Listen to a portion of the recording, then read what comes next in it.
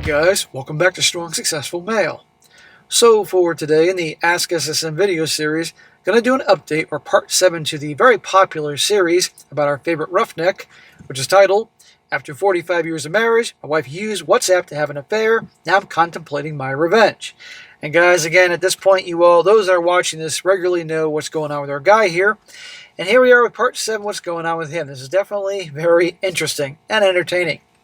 And our last one, we were dealing with how the police were investigating him because, well, the lover of his soon-to-be ex went missing.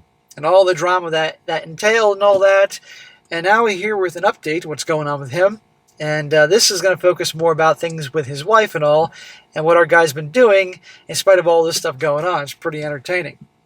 So he continues on with his saga. He says here, hey SSM, thank you for all the helpful advice and support. I wanted to say that I feel obligated to update you on the latest in this crap show I call my life. At least you got a sense of humor about it, man. A couple clarifications first. I live in a county larger than some states, and up until a few years ago, we didn't have a traffic light. We still only have one. Well, I figured out you're obviously out west somewhere.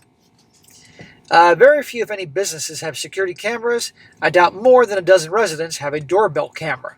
So not only can I not use video footage to prove I was camping when I said I was impossible, but there isn't any for them to prove I wasn't either. The detectives have requested my cell phone for inspection and review. I never heard of that crap. My attorney respectfully declined. They requested a timeline for my camping trip along with a list of witnesses.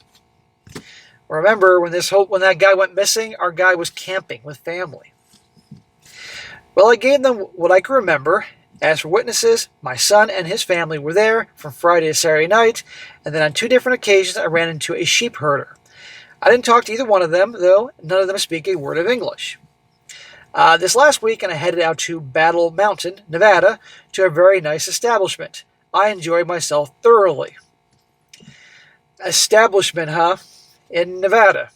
Gee, I wonder what kind of establishment that is. I had to be back Saturday afternoon for one of my granddaughter's birthday parties. I was trying to prepare myself for having to spend any time with my soon-to-be ex-bride. But as luck would have it, I got to sit right next to her. It took everything I had not to throw an elbow. Behave yourself, amigo. You got the cops looking at you. Last thing you need to do is give them any excuse. And I know you know that. While we were waiting for our cake and ice cream, she started directing her conversation towards me. Dude, I wouldn't say a fucking thing to her. I would have gotten up. She wanted to know how I was doing. How I'm doing? Really? I assured her that I was doing good. My son had mentioned that I brought kids stuff from Nevada. Now, Nevada is only one state over from my home, but it's not usual for me to go there. I hadn't given it much thought, but the bride picked up on it. Later on, when she was trying to engage me in conversation, she asked me, did you have a shooting competition in Nevada? My answer was short and sweet. Nope. She looked like she was expecting an explanation. When I didn't offer it up, she came out and asked, what were you doing in Nevada?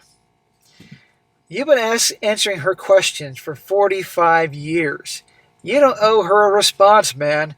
But let's be honest, I knew you were dying to tell her, to rub some salt in the wound. Well, seeing an opportunity to put an end to this horse shit, I came out and told her. I went to a brothel. Boom! Fireworks. Well, her jaw dropped open, and you could have driven a small car in there. Her eyes were wide open and starting to tear up, saying, you went to a WHORE house? I looked at her with no emotion. Yep. You're getting divorced. It's over. She was cheating on you for Lord knows how long with a married guy, and you're the supervillain for going to legal in Nevada special house? I don't see you as the bad guy here, but of course you're the bad guy here. Well, with that, I got up and grabbed my granddaughter and hugged her tight and told her I was heading home. All the grandkids came flooding in and gave Grandpa hugs and kisses. I could see the bride wanting to get to me to the side and continue the grilling.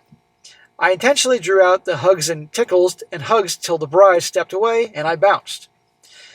I'm sure she was trying to blow up my phone, but I blocked her number at the instant I got the evidence off my phone.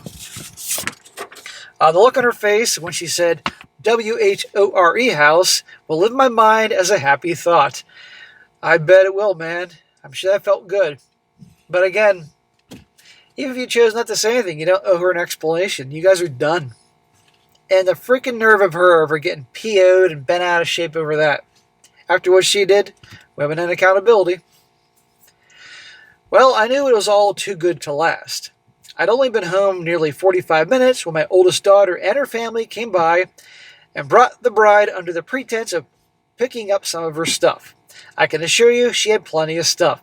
That's not cool with your daughter doing that. Your daughter should at the very least let you know that they were on the way. You know, didn't you say your daughter's the one that was giving her hell about her actions? Anyhow, as hard as I tried to keep the grandkids engaged in conversation or activities, bronco bull rides for the little ones, to not be left alone with the bride, I failed. The daughter and son-in-law and oldest grandson, he has his driver's license, went out to get pizza. She was able to get the younger ones doing other shit and finally got me cornered. Her eyes were already welling up with tears, saying, "How could you?" She was unable to choke out. "How could you go to a WHORE house?" I'd be like, am I being punked here? Is this candid camera? Is fucking Ashton Kutcher in the goddamn bushes or something here recording this? What do you mean, how could I go do that? We're getting divorced. You were cheating on me. I'm going to go to lots of them going forward, just so you know. I'd given this conversation a lot of thought since I dropped the bomb on her at the birthday party. I looked at her as cold as I could and stated factually, "You want to know how I could go to someone else for sex? Isn't that what you did? I had the common decency to get a legal separation so I didn't violate the vows we took. It's a pity you couldn't extend me the same consideration." Nice answer. Let me guess. Wah! Niagara Falls. Well, the tears really started now. Hotbag Handbook Chapter 2. Between sobs and snot bubbles, she managed to barely articulate. Oh, is she going full Tusken Raider on you, man? She says, "I'm here. I'm always here for you. Why can't you come to me instead of some whore?" Because we're getting divorced, asshole. I laughed out loud a little bit and let her have it. Well, she deserves it.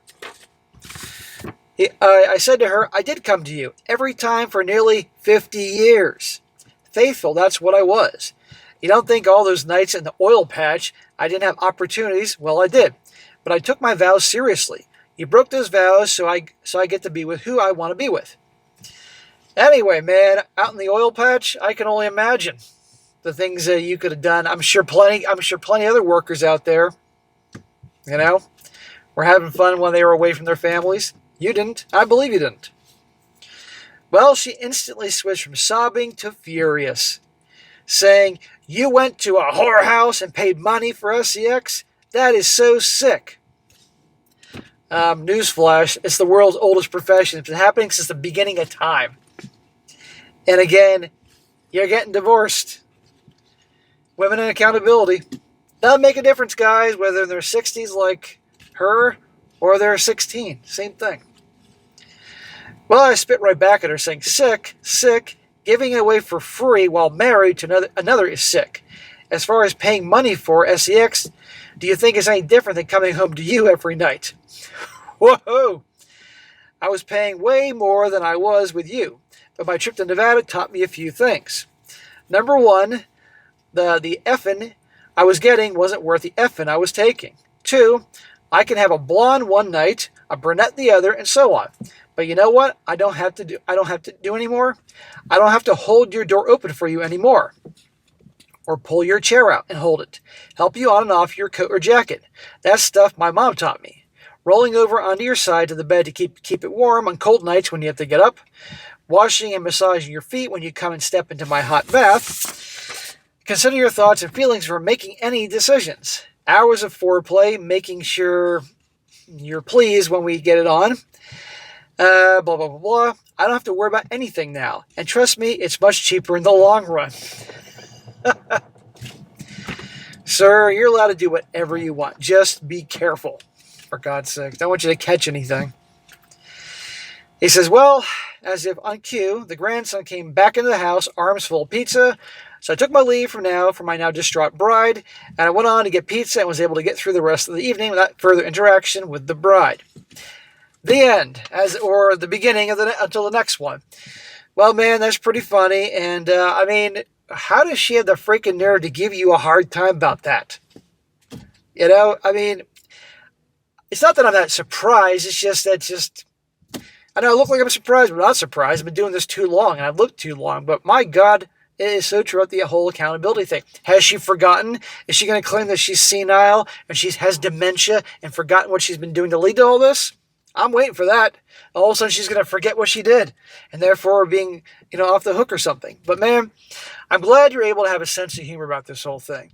And sooner or later, the police, the detectives are going to come to the conclusion that obviously you didn't do anything to that guy. And by the way, this dudes are missing now for weeks. What the hell? Seriously. But you mentioned in the previous updates that he was having flings with other women. So again, are they investigating all them and their husbands?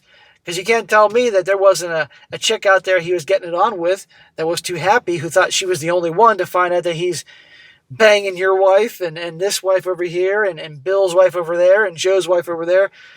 Sooner or later, someone's going to go nuts and do something here. So I'd like to really know what the heck happened. And clearly that person who did what they did is pretty darn good, because he vanished without a trace. But anyhow, sooner or later you'll be free and clear. Now you can move on with the divorce. And obviously first you got to take care of yourself. So just keep it on. Keep living. LIVIN. Like what's his name said from Dazed and Confused. And you're going to be okay. But again, don't do anything stupid to get yourself busted. Don't give any excuse for the cops or her or anything else to make things worse. Get through this and have a word with your daughter. But the next time she decides to just waltz on over to your property, that she lets you know at least in advance so you can be prepared. So good luck, and we'll probably hear from you next week. All right, guys, that's it for today. Be sure to comment down below. Let me know what you think about this. And guys, you got your own story to share or question to ask me, send it my way, strongsuccessfulmale@gmail.com. And if it's going, I'll definitely cover it. And be sure to like the video, share with your friends, and subscribe. And I'll catch you next time.